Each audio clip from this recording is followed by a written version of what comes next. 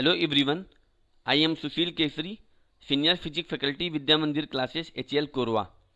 Today we are going to discuss worksheet problems of the chapter Fun with Magnets.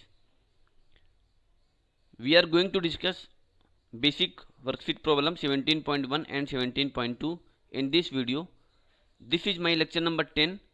Those students who have missed my previous lecture, kindly see it first. Let's start to discuss worksheet problem 17.1. So part A is choose the correct answer. Question number 1. The question says that the magnetic strength of a magnet is maximum at option A is the center, option B is the poles, option C is the north pole, option D is the south pole. तो यहाँ पे पूछा कि किसी भी magnet का जो magnetic strength होता है वो मैक्सिमम कहाँ पर होता है. तो ये हमें पता है, ये पोल्स पे होता है, एंड्स पे होता है जो. तो इसका जो आंसर हो जाएगा वो poles. B, option B is the right answer, the poles. Now come to question number 2. A freely suspended magnet orients in the direction. Option A is north south, option B is east west, option C is south east, option D is north east. तो एक freely suspended magnet है, वो किस direction में directed होगा ये पूछा हुआ है. तो अगर हम किसी भी मैग्नेट को फ्रीली सस्पेंड कर दें यूजिंग ए स्ट्रिंग और थ्रेड, तो ये हमेशा नॉर्थ साउथ डायरेक्शन में ही डायरेक्टेड होगा. और इसके बेसिस पे हम डायरेक्शन, अदर डायरेक्शन भी फाइंड आउट कर लेते हैं. So the right answer will be option A, north south. Now come to question number 3. A magnetic material can be converted into a magnet by option A is passing electricity through it, option B is cooling it, option C is breaking it, option D is heating it. तो यहाँ पे पूछा है कि एक magnetic material को हम magnet में कैसे कन्वर्ट करेंगे. सो it will be passing electricity through it. अगर हम मैग्नेटिक मटेरियल में इलेक्ट्रिसिटी पास कर देंगे तो वो टेम्पररी मैग्नेट की तरह वर्क करेगा. और अगर हम इलेक्ट्रिसिटी पास करना बंद कर देंगे तो वो उसका मैग्नेटिज्म लूज हो जाएगा. So the right answer will be option A, that is passing electricity through it. Now come to question number 4. Which of the following substances is a magnetic material. Option A is paper, option B is wood, option C is rubber, option D is iron.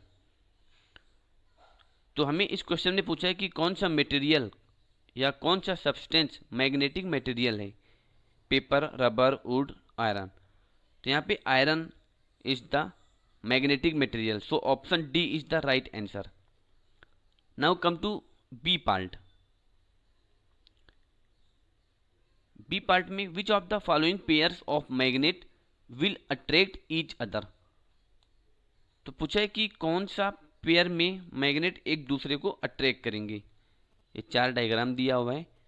तो we know that like poles always repel each other and unlike poles always attract each other. तो हमें यहाँ पे attract पूछा हुआ है कि कौन सा पेयर एक दूसरे को अट्रैक्ट करेंगे.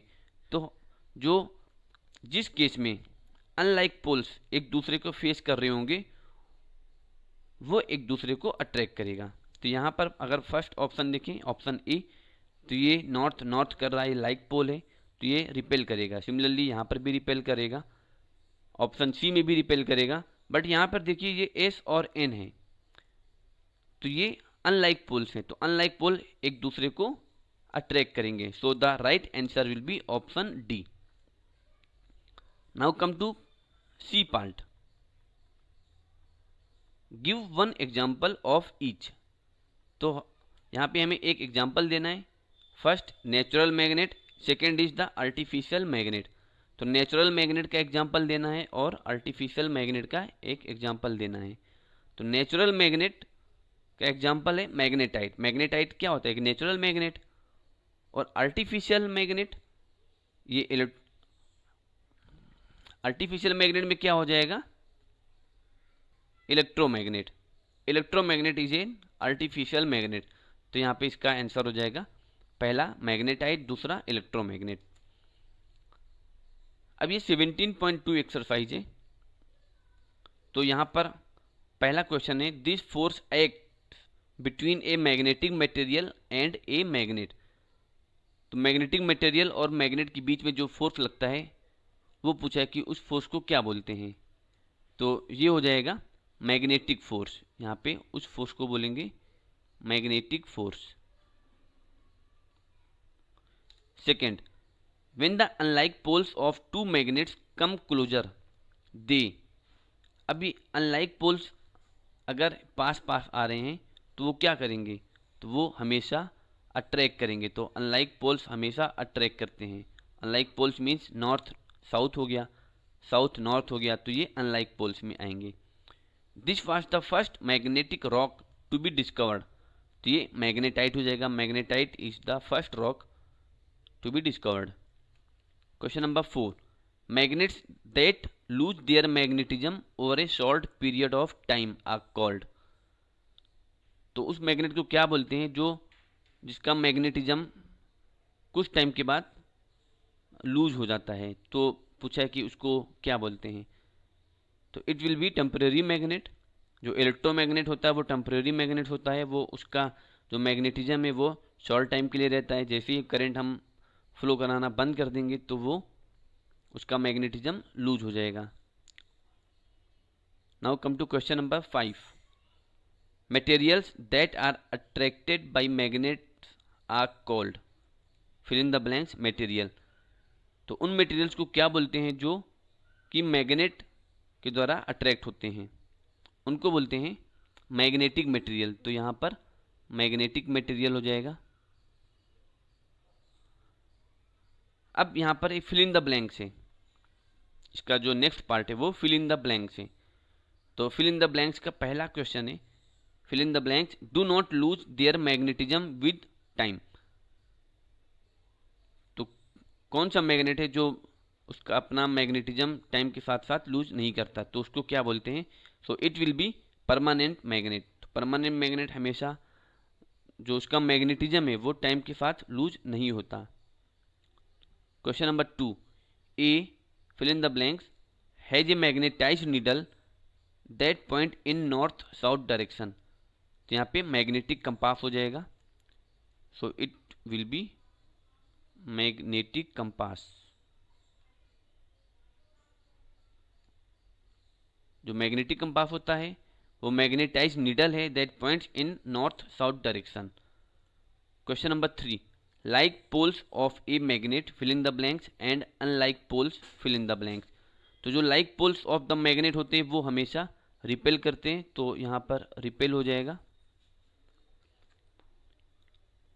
And unlike poles attract, attract करेंगे। Question number 4. The fill in the blanks present on ATM and debit card stores users account information.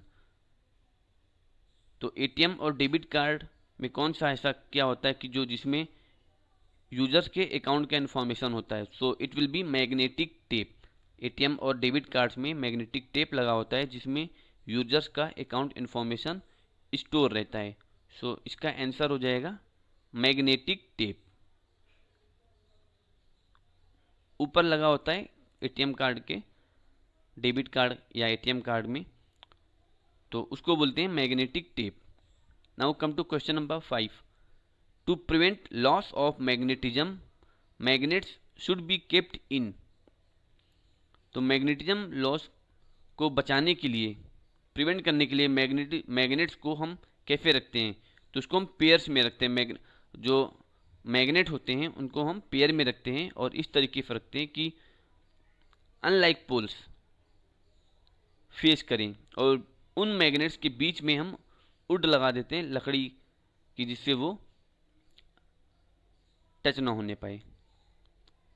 तो यहाँ पे हो जाएगा पेयर्स में, तो हम उनको पेयर्स में रखते हैं। Question number 6. fill in the blanks is naturally occurring magnetic rock.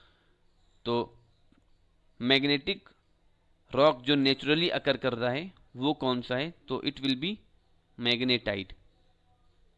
Magnetite is a naturally occurring magnetic rock. Now come to question number 7. The effect of magnet can be felt in a region known as.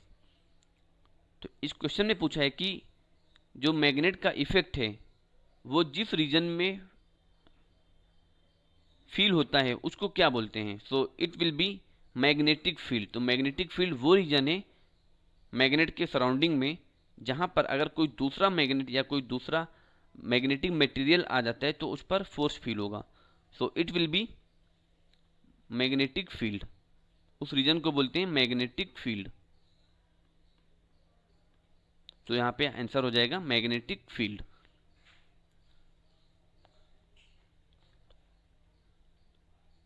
Now come to question number 8. Fill in the blanks is stored in computer memory in the form of small magnetic regions.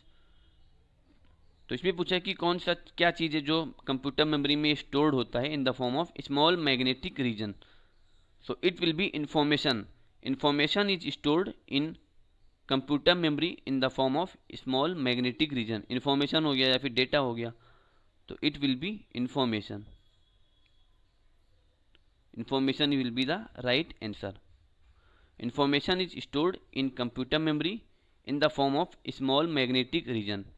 So these are the explanation of all the question 17.1 basic and 17.2 basic. I hope you understood the explanation. Thank you.